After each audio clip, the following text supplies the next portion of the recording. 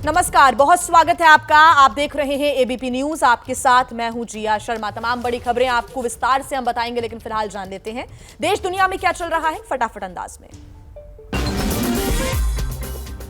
अतीक हत्याकांड में आरोपी तीनों शूटर्स से लगातार चौथे दिन पूछताछ है जारी। 15 अप्रैल को ताबड़तोड़ फायरिंग करके माफिया ब्रदर्स की ली थी जान।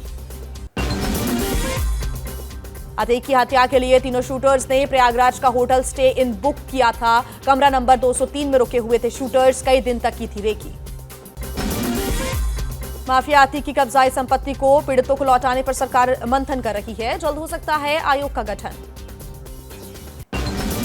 उमेश पाल मर्डर केस में माफिया अतीक के लेडी गैंग की तलाश। पुलिस की रडार पर परिवार की 5 महिलाएं। असद की मंगेतर मंतशा पर भी शूटर्स को पनाह देने का आरोप है।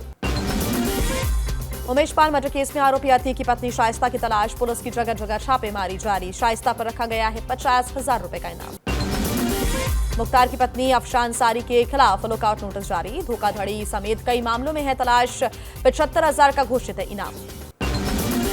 पुलिस के अनुसार अफशान सारी ने विकास कंस्ट्रक्शन के नाम से बनाई फर्म से जमीनें हड़पी। जांच के बाद गैंगस्टर एक्ट में दर्ज हुआ मामला। यूपी के गाजीपुर में अफशान सारी पर 2 केसेस दर्ज हैं। गैंग के कई लोगों की बेनामी संपत्ति पर पुलिस प्रशासन ने कार्रवाई की। माफियाओं पर हो रही कार्रवाई पर बोले सीएम योगी, पहले आजमगढ़ का नाम सुनकर लोग घबराते थे, अब कोई डर नहीं है। प्रयागराज कुंभ और माघ मेले के लिए अब जाना चाहता है। पश्चिम बंगाल के दिनाजपुर में नाबालिग की हत्या को लेकर हंगामा। ममता सरकार पर बरसी बीजेपी। कहा पुलिस ने की सबूत मिटाने की कोशिश। 2 आरोपी गिरफ्तार।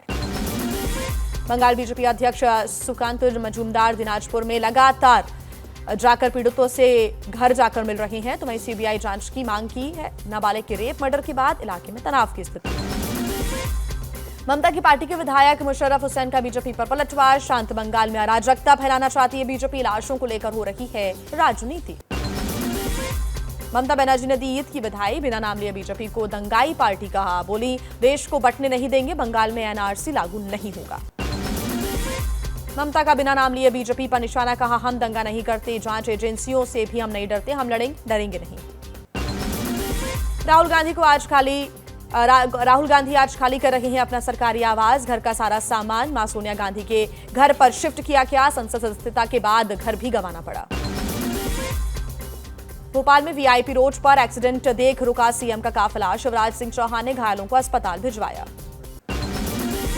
भगवान परशुराम जयंती पर सीएम शिवराज की बड़ी घोषणाएं। मध्य प्रदेश में बनेगा परशुराम धाम। कहा हम अकबर को ही नहीं, राम और परशुराम को भी पढ़ाएंगे। परशुराम जयंती पर कार्यक्रम में बाबा धीरेन्द्र शास्त्री ने किया हिंदू राष्ट्र का आह्वान। बोले हिंदुओं का शस्त्र और शास्त्र दोनों की जरूरत है।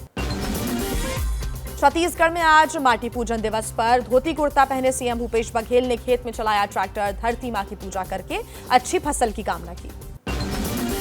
पुंछ हमले में शहीद हुए जवानों का आज अंतिम संस्कार। मोगा और लुधियाना में शहीदों को अंतिम विदाई। पंजाब सरकार ने परिवार को 1-1 करोड़ की सम्मान राशि देने का ऐलान किया है। पुंछ हमले में शहीद लांस नायक कुलवंत सिंह, हवलदार मनदीप सिंह, सिपाही हरकृष्ण सिंह और सिपाही गुरसेवक सिंह पंजाब के रहने वाले हैं, जबकि लांस नायक देबाशीष बसवाल का ओडिशा के पुरी जिले में पैतृक गांव है। पुंछ आतंकी हमले में पुलिस ने अब तक 6 संदिग्धों को हिरासत में लिया है। सभी से पूछताछ हो रही है। हमले वाली जगह पर पहुंचकर एनआईए की टीम भी सबूत जुटा रही है। एबीपी न्यूज सूत्रों के अनुसार पीओके के रावलाकोट कैंप में जैश से जुड़े संगठन पीएएफएफ ने रची थी पुंछ हमले की साजिश। हमले में शामिल आतंकियों में से 3 क्या पाकिस्तानी होने का शक है। इसरो आज करेगा पीएसएलवी C-55 की लॉन्चिंग। आंध्र प्रदेश के श्रीहरिकोटा से सिंगापुर के 2 सैटेलाइट के साथ उड़ान भरेगा रॉकेट। इसरो अध्यक्ष एस सोमनाथ ने सुलूरपेट में देवी श्रृंगालामा के मंदिर का दौरा किया। माता से पीएसएलवी C-55 रॉकेट लॉन्च की सफलता के लिए प्रार्थना की। गंगोत्री यमुनोत्री धाम के कपाट खुले। हर हर गंगे के जय घोष की सुनाई दी गूंज।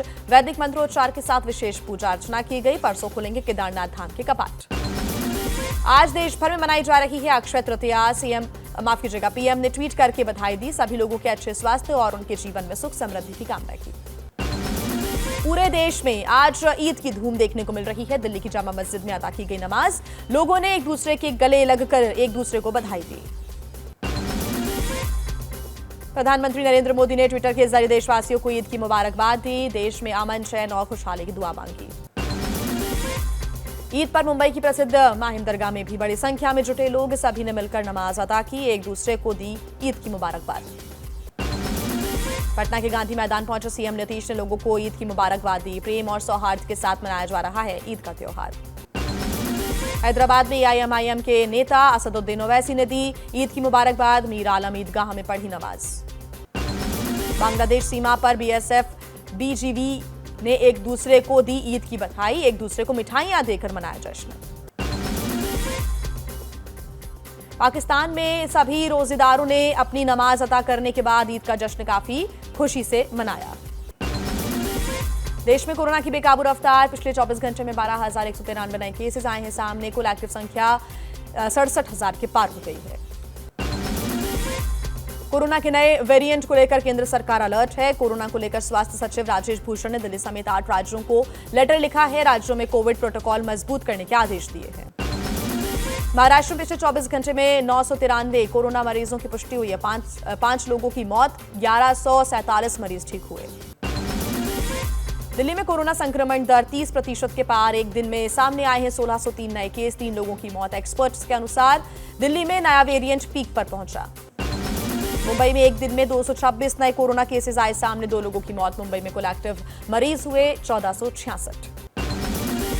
मध्य प्रदेश के बालाघाट में पुलिस को मिली बड़ी सफलता। एनकाउंटर में 2 कुख्यात महिला नक्सली ढेर, 14 लाख रुपए का था इनाम। बीएसएफ को ड्रग तस्करी के खिलाफ मिली बड़ी कामयाबी। अमृतसर बॉर्डर के पास 5 किलो ड्रग्स की बरामदगी हुई है। ड्रोन की मदद से ड्रग। क्या मजबूरी है मेरी, बताइए। मैं अभी आपको बताती हूँ कि मैंने ओए होए होए होए नमकीन के चटकारे लेते हुए टकटकी मार के डिबेट शो को पॉज रिपीट कर करके देख रहे हैं जोगिंदर जी। इनकी तरह आप भी देखें अपने फेवरेट डिबेट्स को रिपीट कर और डाउनलोड कीजिए एबीपी लाइव ऐप अपने स्मार्ट टीवी पर।